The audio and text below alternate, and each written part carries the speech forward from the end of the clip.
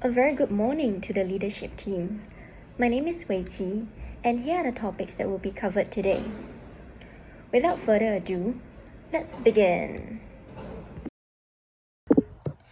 GDP measures the total monetary value of all final goods and services produced within a country over a fixed period.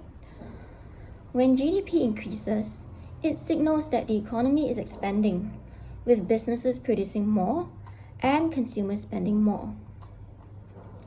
When GDP starts to decrease, it could indicate an economic contraction or recession.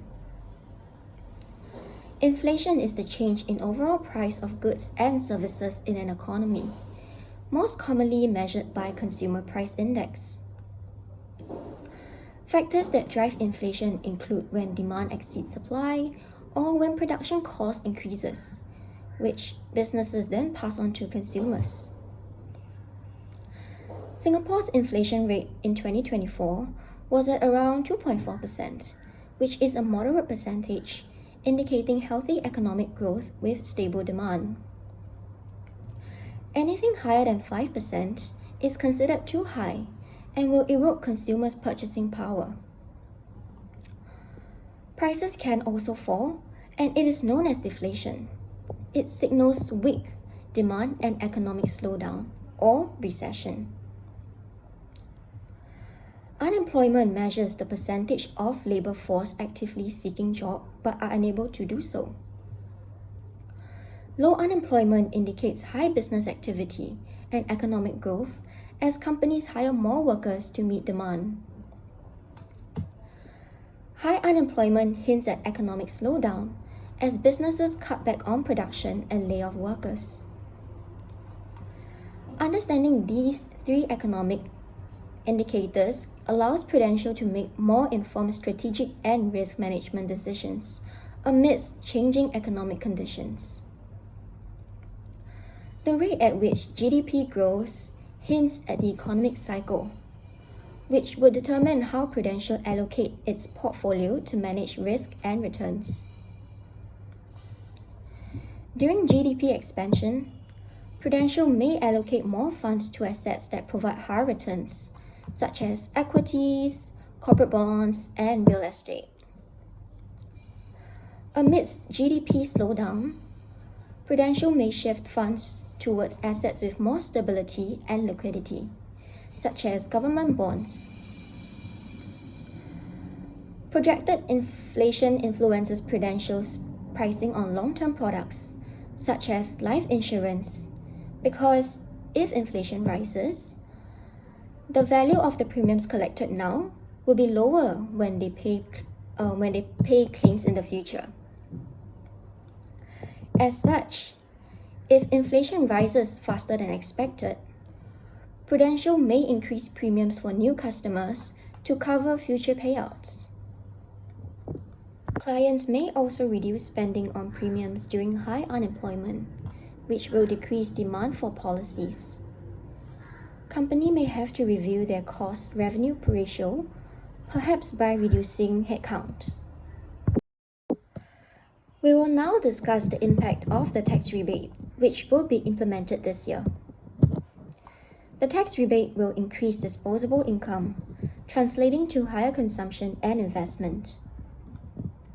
As such, aggregate demand will shift right, from 81 to 82 as real GDP rises. In the short run, output rises and unemployment falls for businesses to meet demand. Prices will increase as well.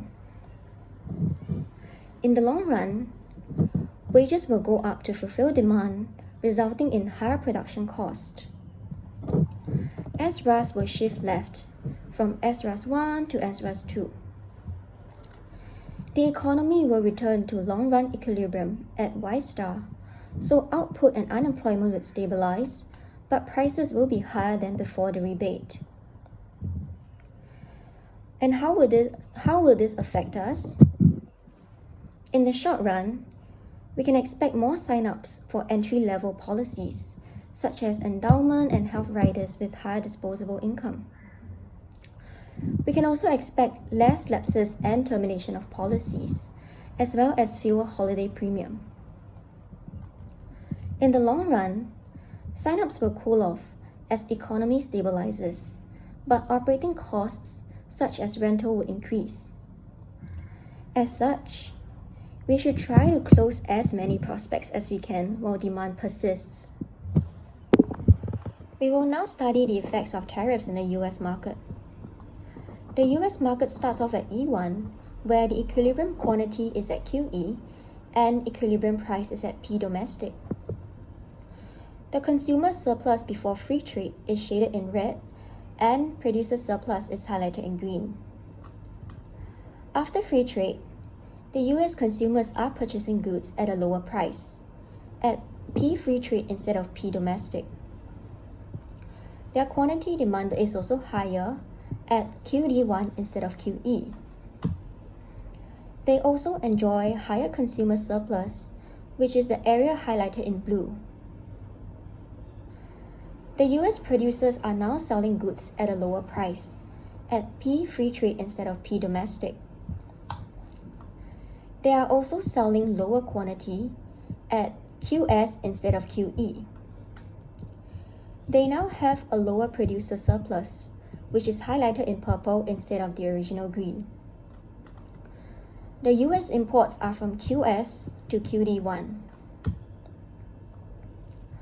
After the implementation of tariffs by President Trump, the price under free trade increased from P free trade to P tariffs. The supply curve shifts to the left from supply free trade to supply with tariffs since there are less imports. US consumers lose as they are now paying higher prices. Their consumer surplus is now smaller, shaded in red in comparison to blue. Foreign producers lose too, as they now sell lower quantity to the US as a result of the tariffs. The US society also loses as there's deadweight loss incurred from the tariffs, which is highlighted in pink. The US producers win as they now enjoy higher surplus, shaded in black. The US government wins as well, as they earn extra revenue from tariffs, which is the producer surplus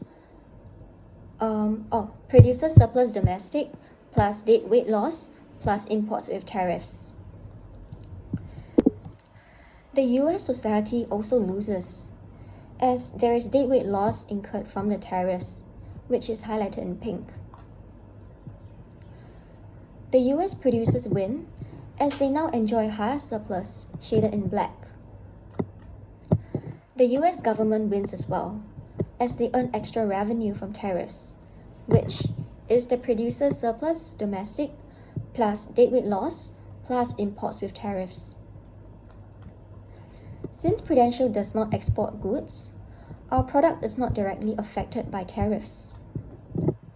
However, as the tariffs has caused disruptions in the equities market, the momentum of our return on investment has been impacted. As such, clients' bonuses and returns on policies such as endowments and ILPs will be lower than past years. Behavioral economics is the study of psychological impact on the economic decisions of human beings. It is important because it allows us to think of ways to correct irrational tendencies in clients. For example, framing and timing. We can show clients per day pricing resonating to familiar spends such as subscriptions and let their policies start on their payday. Another example would be offering simple choices such as offering 3 levels of protection: basic, balanced, and comprehensive. This would limit clients from being overwhelmed by choices. This would also help us to close more deals without having to hard sell, but by making decisions easy. Thank you.